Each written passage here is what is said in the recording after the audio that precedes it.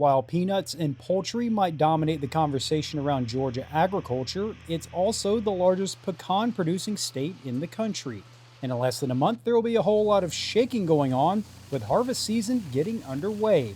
And it can't get here soon enough for growers, as heavy rains have resulted in a difficult growing season. Anytime we get as much rain as we've had this year, it's not necessarily a good thing for pecans. The more rainfall we get, the more disease pressure we have. And for a lot of the varieties that we grow, the more disease pressure we have, the more we have to spray to keep the disease off of them. It's not just the amount, but also the frequency of rain that has caused major problems in pecan orchards around the state this summer. When it's raining, you know, every day during the week or 4 or 5 days during the week, and you just don't get enough time in between those rains for the leaves to dry out and then to get out there and be able to spray them before it rains again. And so it causes some issues there. In addition to the higher input costs, the increased moisture also damaged a large portion of this year's crop before it can even start maturing. Some of the thinner shelled varieties are susceptible to splitting.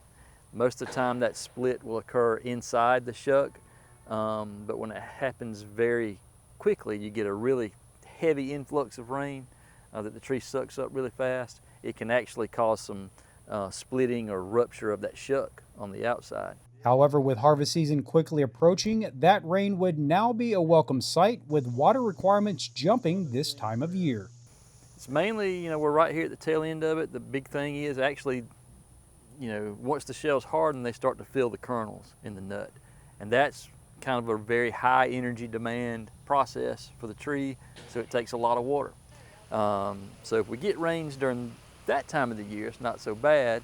But we'll have to supplemental irrigate for that. So growers just need to be sure they're not letting those trees get too dried out and keep the water going on those. With all those difficulties, this year's crop was expected to be a down one. However, that doesn't appear to be the case thanks to a number of trees reaching maturity. This year's crop looks decent. It's actually a little better than expected after that storm.